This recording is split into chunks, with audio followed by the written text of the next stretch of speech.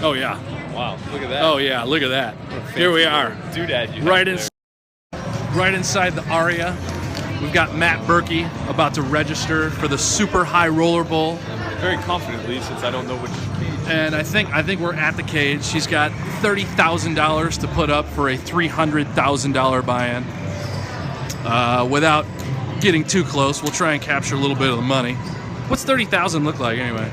That's what $30,000 looks like? Wow. It's pretty nice. So this is Matt Berkey. He is a high-stakes poker pro playing inside the Aria. He plays 300, 600, no limit with the likes of Jean-Robert Belland, Phil Ivey, Andrew Roble, Matt Kirk, a number of other players.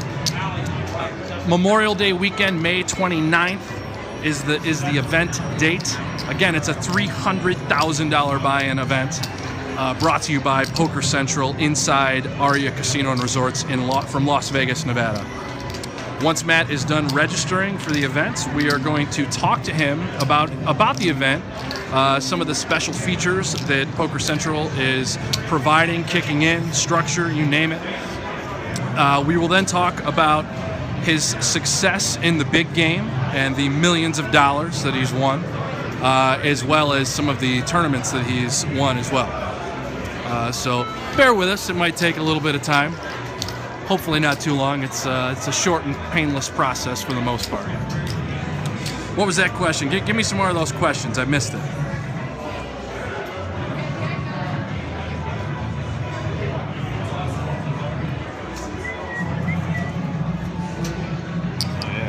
Oh, there's the good one right there.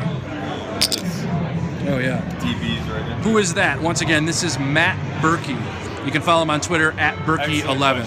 Yeah, excellent question. He is he somehow flies under the radar, and he plays in the largest game in Las Vegas, 300, 600, no limit. It is the exclusive game, 300, 600. He gets in. He gets in. He's got the invite. He's in the game pretty regularly. So, as I mentioned, he is registering right now for the $300,000 buy-in tournament brought to you by Poker Central this Memorial Day weekend, May 29th. Aria Poker says we are a fan. They are a fan of Matt Berkey. He is a fan of Aria Poker, I understand. KevMath, how many have registered so far? KevMath, I don't know the answer exactly. But I know the answer. Okay, there you go. There are 17 open slots left, less mine. And so 16 now? Yes, and there are 15 reserved, I believe. Wow. So, quick math, that's 31 spots minus 49, which would leave, I don't know, roughly. Guy's a guru. 17, sounds like 18. There's 18 spots, 18 spots taken right now. Yeah. With 15 that are guaranteed. Yeah. Okay.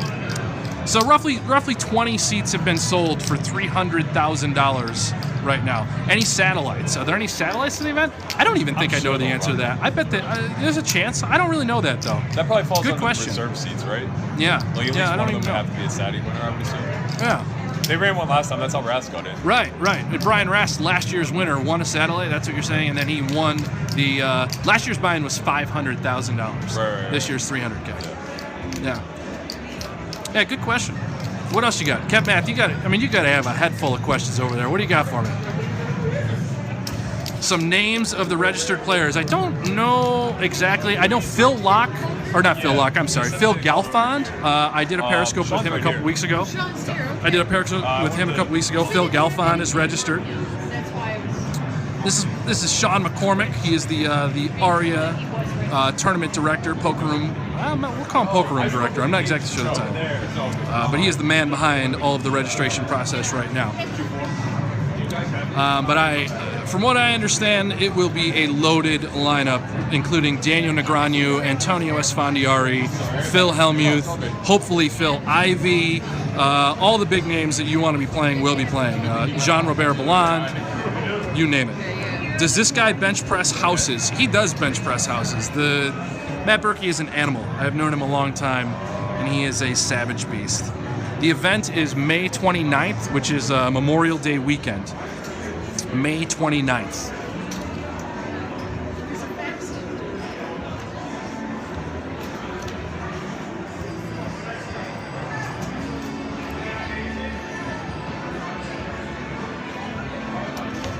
And as soon as he's done registering, we'll talk more about the Super High Roller Bowl, and we will talk about how many players are in it, the format, what Poker Central is doing regarding the tournament, which is amazing. And then we'll get into some more of the specifics regarding Matt and his career as well. How many will be entering? 49. There will be 49 players total. 7 players at 7 tables running.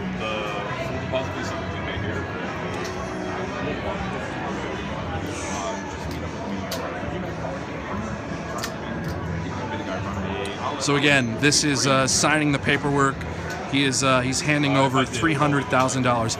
Anybody can join. So if you've got $300K laying around and you want to come play this tournament, get in here.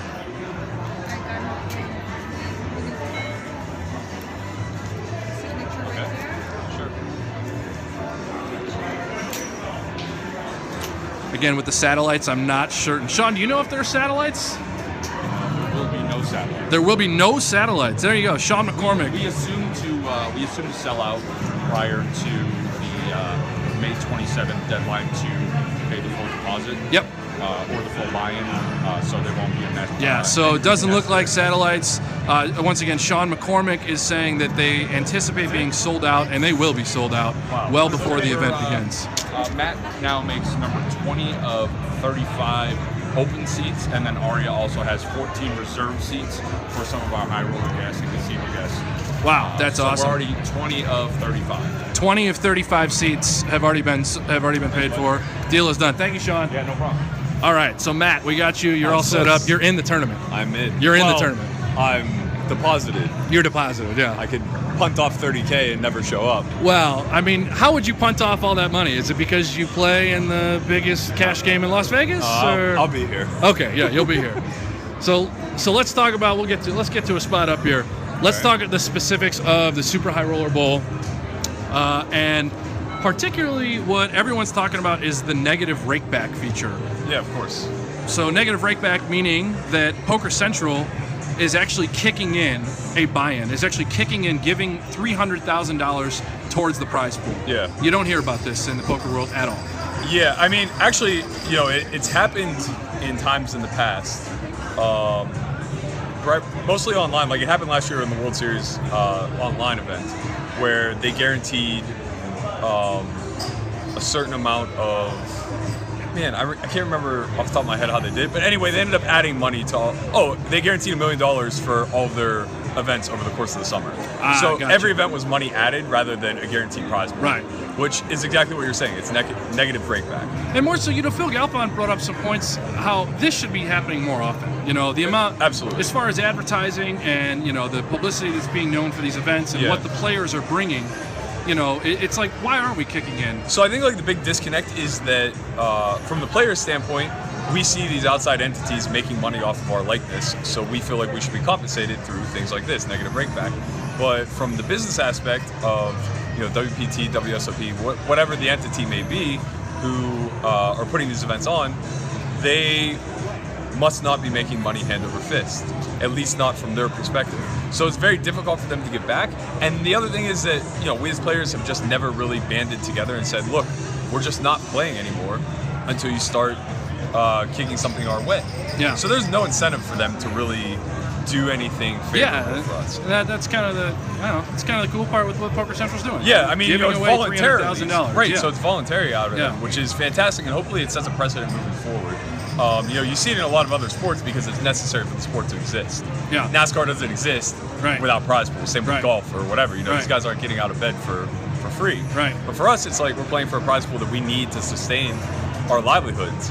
So until we all band together and say, hey, no more tournaments as an entire community until you guys start kicking something back, most places just aren't going to be very incentivized. Yeah, that makes sense.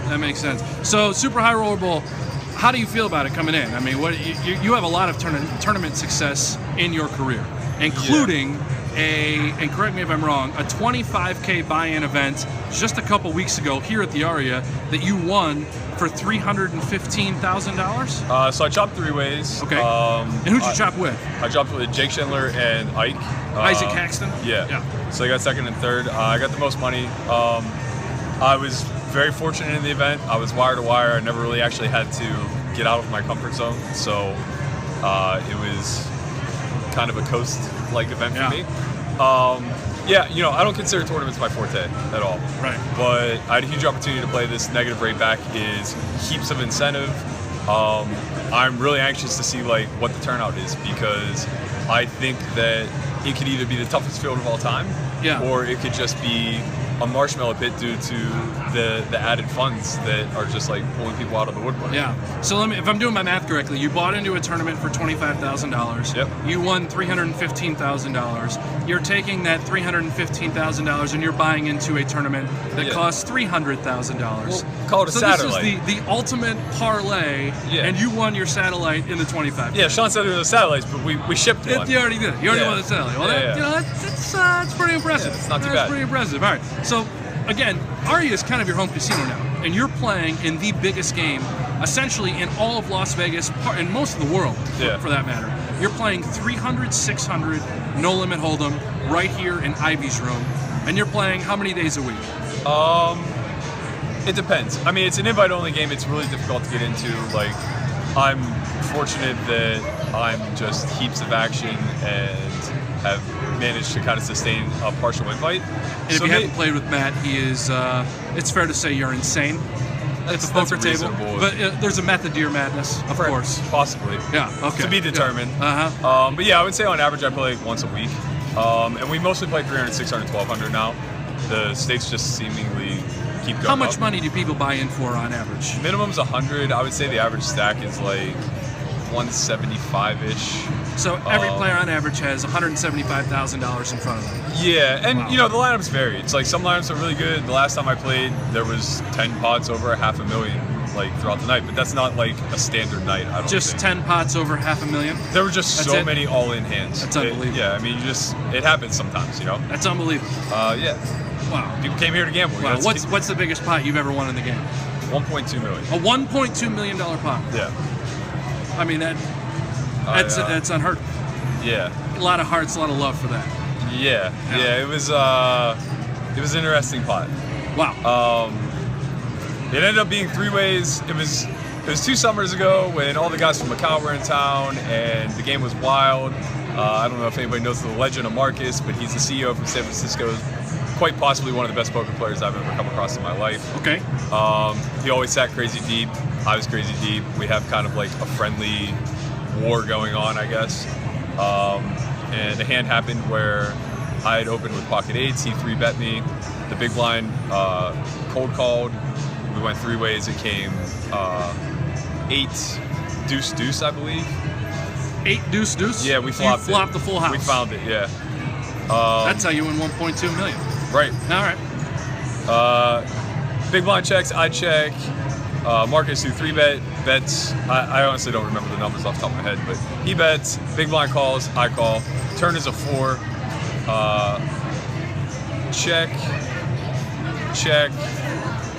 bet, shove. Oh boy. Call. River, queen. I'm getting the action wrong because the big blind shoved the river. The flop must have checked around. That's what it was. Okay. Flop checked around. We checked the Marcus on the turn. He bets. Big blind calls. I call. River is a queen. Big blind shoves for like 80,000. I just call. Marcus puts me all in for like 300,000 more. Just $300,000. Yeah. USD. Yeah. So I call, and he had the 4s for a turn. Full house. Full house over full house, so to speak. Wow. No good.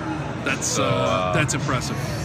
That ended up being a doozy. And I'm sure I have the numbers off a little bit, but yeah, it ended up being like 1.2 million. Getting a couple questions about you. How did you? How many final tables have you made?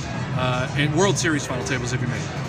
Very few. Very few. I've made 4. You've made 4 World Series of Poker final tables. You know, that's a lot of final tables as far as the masses are concerned. Perhaps.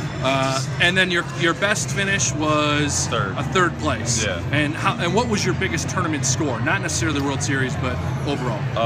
The Aria 25K. The Aria 25K, which you just used to buy into Pretty much, yeah. The event. Well, it sounds like you have a little left over from the $1.2 million pot you won Man, I in the wish big that were game. the case. Oh yeah, all right. Yeah. So maybe you've lost a few pots since then. I've lost quite a few. Quite a few pots. All right. The swings are real. Like, Yeah. What's your So- biggest downswing of the game, if you don't mind I lost talking? 27 sessions straight over the course of 13 months. 27 sessions straight you lost.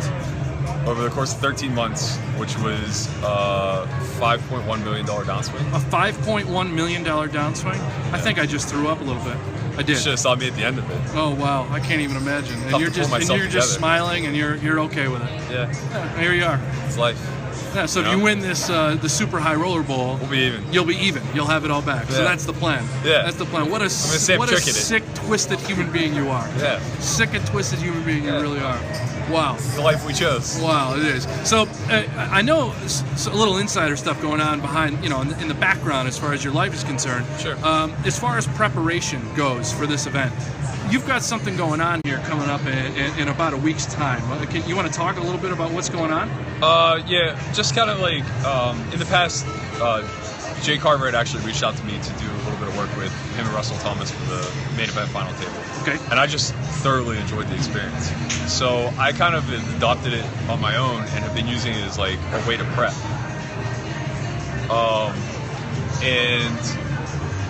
Basically like, I've never played a 300K tournament before. I don't know these guys and these high rollers. Right. Like, I don't want to be that far behind the 8 ball, I guess. Right. It's like, if there weren't negative rake, I very likely wouldn't be playing. But because there is, I want to seize the opportunity. So I'm basically like creating a camp-like scenario. You think for there's going to be a myself. lot of players that will play this tournament simply because No. there's negative break, or will they play regardless? I think there are players who play high rollers that will 100% play this one where they may have been on the fence otherwise because of the buy-in. So it is bringing people in. For sure, 100%. Yeah. But like someone like me who just doesn't play high rollers, to jump in there simply because of the negative rake is pretty. I mean, for everybody else playing, like it's a view of dead money, Right. For sure. Right. But yeah, so my plans are basically like to put myself through camp, like similar to like what I would do if I had final table in the main. Like I'm gonna spend the next few months really like watching tape and going over the last year's worth of high rollers. You think you'll be studying last year's Super High Roller Bowl? For sure. Is whatever you can get your hands on? Yeah, basically any information I can get my hands on, any sort of like understanding of the people I think will play and like anticipation of how they play and things. Will anybody work harder to try and win this tournament than you?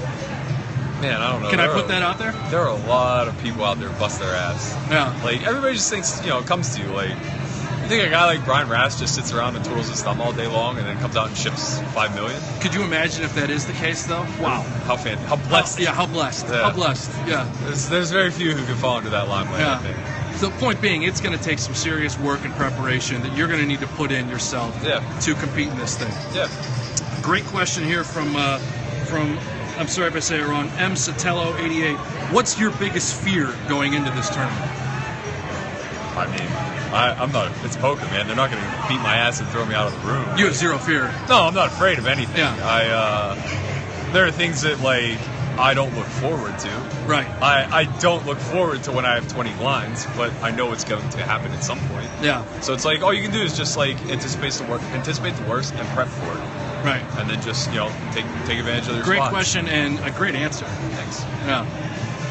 All right. What else we got going on that we can talk about? That's pretty good stuff. Yeah, I don't know. Do you have 100% of himself? I can answer that. He doesn't, but we also will not get into the specifics about Not even close. about who does, who doesn't, and all that stuff. Yeah. Yeah. I would assume that in a general sense, very few people have all of themselves. Yeah. Outside of the guys who that they have all of themselves. Right. You know what I mean? Like, yeah. the big businessmen, whatever. Like, Have a feeling some of the Macau guys might have all of themselves in this tournament. yeah, Some of the big businessmen. I'll be curious to hear the way all that works because I'm not really sure like what their situation is with gambling now. I know they've been traveling the world a lot, like Right. playing big elsewhere. Yeah. But Vegas has been kind of like been left behind a little. So Yeah. we'll see. Yeah. Any particular opponents in the field that you are looking forward to playing with that maybe you have never played with before? No, not particularly. I enjoy people's company. I don't necessarily love having someone at my table or loathe having someone at my table. You know what I mean? I guess I just see everybody as like their own little entity, and outside of what they are as a person, it's like Right. I see them kind of black and white at like how they play and what they do. I got to play with Gelfon for the first time the other day. Like, he's pretty Phil is a interesting. great guy. Yeah. What a Really genuine guy, but Yes. like really interesting in the way, like how quickly I noticed him adapting. Because he kind of came into Hornets Nest, like we were playing shorthanded 500 1K with actually Marcus. This is Cash Game. Yeah. Playing 500, 1,000. Yeah. Wow. And it was with Marcus, and we were playing like 3 or 4 handed, and he just kind of sat down, and it's like, he's never really been thrown into this scenario in a live venue. Like, in an online scenario, I'm sure he knows what to Because expect. his specialty is online poker. Right, you're 100 blinds deep, everybody's trying to manipulate stacks, the raises are small, everything's done with a purpose. Marcus and I are out there firing, opening for 6, 7x pre, and I can just see like the wheels turning, and very quickly he just like puts more money on the table and just starts 3-betting heavy and imploding pots himself and like basically getting in the mix and not being afraid to gamble it up. I was really impressed to see like somebody adjust that quick. Yeah. All right, and lastly, we'll end it this way. Okay. You've been playing professionally now for almost 10 years, 8, 9, 10 years, somewhere. Or almost 12. Almost 12 years. Holy cow, we are old. Yeah. Throughout your course of your 12 years, give me your 3 favorite players in the poker world that the masses will know. Tough question. I don't want to put you on the spot, but I have to. That's strong. I mean, Jay Merce, just because like Jay Merce being close Jason with him. Mercier, Yeah. great friend and tremendous talent. Yeah, Dan. I mean, he's my roommate. Dan O'Brien. Of course. Dan O'Brien. I mean, he might not be my favorite poker player. He's one of my favorite people for Yes. sure. Okay, that's a good. I love it. And I guess non-personal relationship related, JRB is actually like very much John Robert. I mean, honestly, like, he gets a ton of shit. Yeah. But nobody can play host better than this guy. Right. I mean, he just like he does it to a T. Like his job is. I can't imagine anybody else doing what he does. Let's put it that way. Hey, that's a great top 3. Jason Mercier, Dan O'Brien, and Jean Robert Milan. I'm going to have to ask Dan and Jason what they think about the company of having Jean Robert in there. That sounds like a great home game, if you ask me. Yeah. You know, I mean, we certainly weren't going strictly off of talent and ability. Yeah. Jay's far and away the best one in there. All right, and we're going to see more of Matt coming up in the next week. I will actually be at the boot camp that he's going to be hosting. I'm going to be getting some behind-the-scenes looks as he prepares for the Super High Roller Bowl, as well as some other players as they prepare for their careers. And with that, Matt, thank you so much for doing this Periscope here with Poker Central. I hope you all cheer on Matt for the Poker Central Super High Roller Bowl on May 29th. Thank you, Matt. Yep.